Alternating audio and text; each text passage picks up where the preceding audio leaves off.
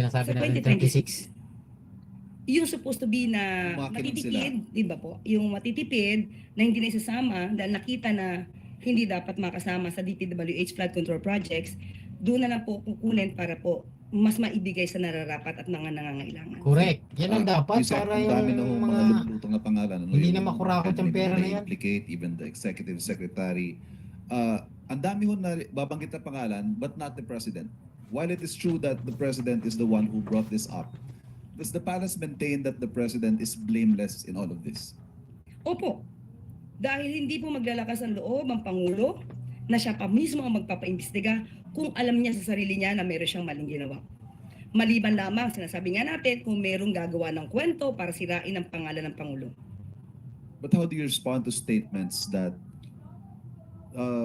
if only by virtue of command responsibility, pinirmahan niya ho yung 2025 budget, siya rin po ang nag-appoint dito sa mga taong ito na na-implicate, should he take responsibility for all of this? Unang-una po, pinirmahan niya po yan, may mga navito, inaral po yan economic team, at nandoon po ang kanyang paniniwala sa sinasaad at sinasabi ng kanyang mga cabinet secretaries. So with that, na ipakita yung supposed to be projects, at yan po ay kanyang pinirmahan sa paniniwalang iyan po ay gagawin. Pero 2024, nagsabi po siya na mayroong mga natapos na flood control projects at naniwala po siya doon dahil ito po ay galing mismo sa kanyang cabinet secretary. And after that, nung nakita niya na mukhang hindi nagkakatotoo at tugma ang nire-report sa kanya, nagpapaimbestiga na siya. Kaya idon, masasabi natin na ang Pangulo lamang, ang kauna-unang Pangulo na nagpapaimbestiga mismo ng mga maanumalyang flood control projects sa ilalim ng kanyang administrasyon. Yan final sinasabi point. natin. Kahit Diba? aliado, Si kahit PBBM kamag-anak, lang. kahit pinsan, walang sisinuhin. Oo. Kahit siya mismo. Opo, pero sinasabi po natin, alam ng Pangulo na wala po siyang kinalaman sa ganyan, kaya po siya mismo ang nagpapaimbestiga. Huwag po natin kalilimutan niya. Sa kanya po Yan. nagsimula ito. Kaya sa mga kababayan natin ha, wag po tayong mabubulag sa mga maling protesta, maling sinasabi, mga ka-fake news na sinasabi nila na si PBBM ay isang kasabwat diyan, mga kababayan. Di ba? O kaya nga, di ba mga kababayan, sinabi ng Yusek Claire Castro na wag tayo basta-basta maniniwala sa mga balita na ka-fake newsan, di ba? Paninira kay PBBM, alam naman natin 'yan. Di ba? Oh. Kaya mamulat na kayo mga kababayan. Kaya kasi 'di ba, sinabi na ni BBM 'yan na walang sisinuhin, kamag-anak, pinsan, no? Oh, isa lang pala 'yon, sorry. Ha? Oh, kamag-anak, kaibigan, kaalyado, kung sino man. Yan ang presidente na dapat talagang tularan.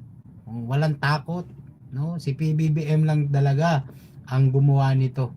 Kababayan, siya lang ang isang presidente na gumawa nito. Na alam naman natin, ng dami niyang kalaban diyan, kababayan. Ano nangyari? Di ba? Nanindigan si PBBM para sa mga Pilipino.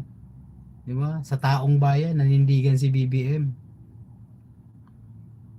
na maisiwalat itong lahat na to.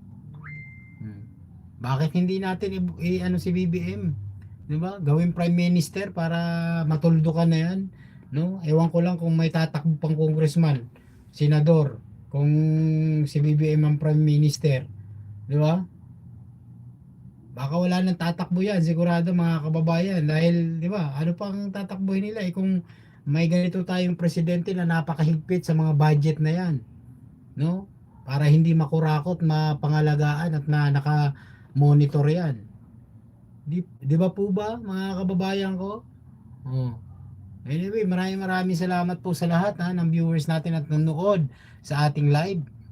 God bless po sa ating lahat at syempre, kababayan ko, hindi ko kayo makakalimutan, lalo na yung mga nandito nag-stay sa aking live, mga kababayan, no?